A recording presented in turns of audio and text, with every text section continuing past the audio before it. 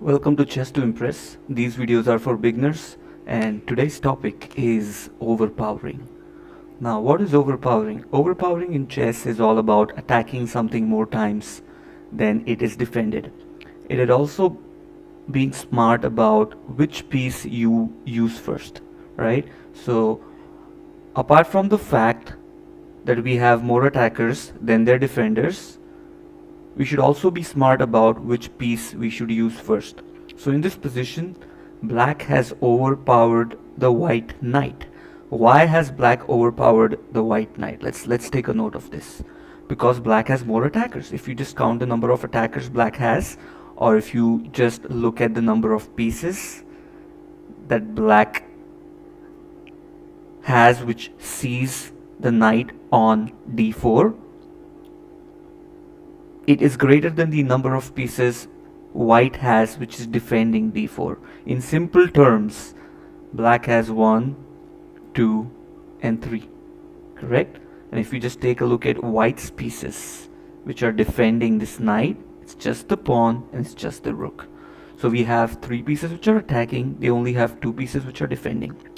So it's quite evident that we need to capture the knight. But with which piece? We have got 2 options. Should it be the bishop that captures the knight, or should it be the rook that captures the knight, right? If you haven't seen my video number 3, which is based on the value of pieces, please go and watch. That'll give you a better idea. We should always capture the knight with this bishop, at least in this position, because 3 points for 3 points, right? And you're not going to lose anything. And you have the majority, you have an extra rook. So do not give up the rook, because if you give up the rook, you're going to lose like 5 points. And you do not get anything in return. I mean, you're going to lose 5 points, you're going to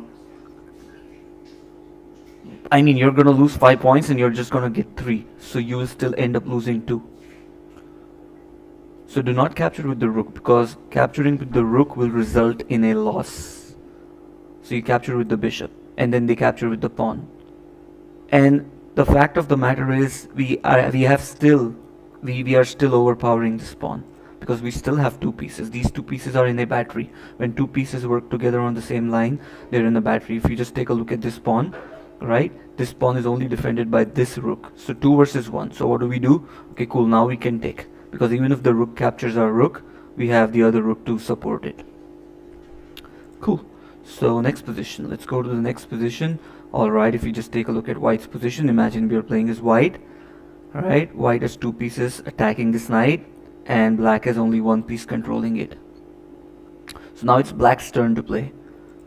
So if black moves his knight, right, let's imagine black moves his knight over there, or anywhere for that matter, or even on f4, right? If black moves his knight, if black retreats his knight to any one of those squares, right, it's a bad move, because we're just gonna end up winning the rook. We get the rook for nothing. So this knight is basically pinned. You cannot move this knight. If you move this knight, you lose material.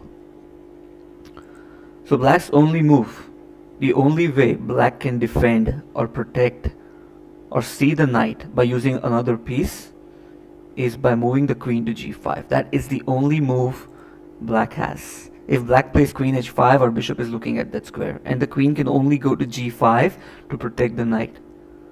So now it's 2 versus 2, right? If it's 2 versus 2, that's not what we call overpowering. We need more attackers than defenders.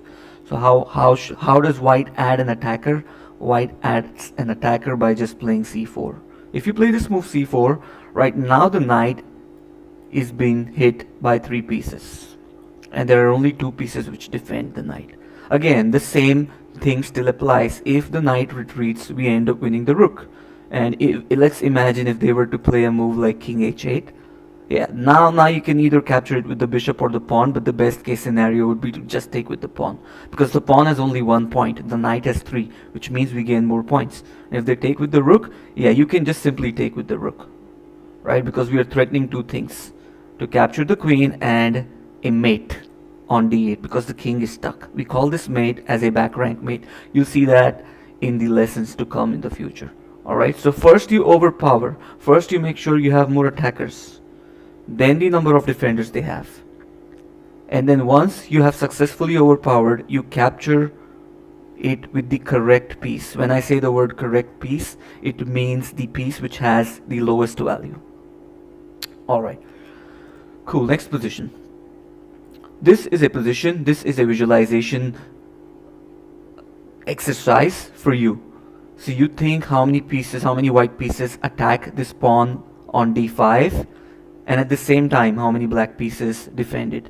Take a minute, pause the video, think about it. Alright, so the number of pieces which attack the pawn on d5 are 4 pieces. We've got 4 pieces, the 2 pawns which kind of aim diagonally on d5. We've got the knight, and we also have the rook.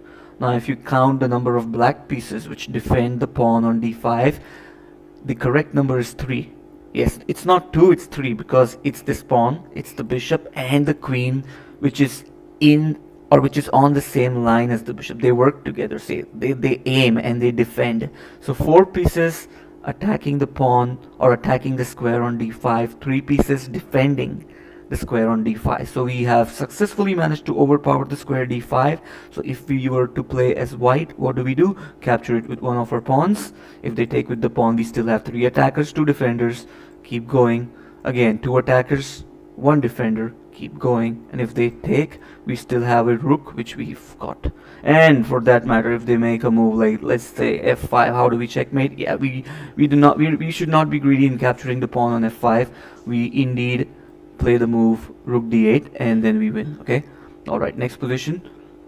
Let's go on our screen. Now this is just a very good example of, or like a practical example of one must play in order to keep on applying pressure on one particular square. So let's see what's going on in this position. Just give me a minute, and yeah, there we go. So e4, e5, bishop c4, knight c6, knight f3, basic stuff. So they play the move d6. Now take a look at this bishop, which is on the c4 f7 diagonal. Immediately you can see that my bishop on c4 applies pressure on the black's pawn on f7, right? So we play the move c3. Why do we play the move c3? Because we've got the ideas to play maybe b4, or maybe we can go d4, control the center, put more pressure, something like that. So they play bishop d7. They're playing very passively. If I were to play as black, I would play a move like bishop g4 and kind of like pin my knight, right?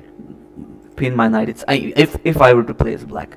So I play d3. Why? Because it not only opens up my bishop, but if I have to put more pressure on f7, that allows me to go like knight g5, right? So that I can like overpower the square. Now this is the moment that we've all been waiting for. It's white to play. My bishop is attacking the f7 pawn. How do we overpower it? Right now the bishop attacks it, but the fact of the matter is it's still defended. 1 attacker, 1 defender. That's not what we call overpowering. How do we overpower this pawn? Which means we need to add an attacker. Think about a move with the knight. That makes it simple. You play the move knight g5. Why do we play knight g5? Because now the pawn is struck 2 times and it's only defended once. The queen cannot capture the knight because her bishop on c7 defends it, right? If they capture the knight, it's their loss, because who I don't know, why would you even play chess like that? Queen has 9 points, right? So yeah, by now you should understand. So 2 pieces attacking the f7 pawn, the only king defends it. So the correct way to defend, right? The correct way to defend is by playing knight h6.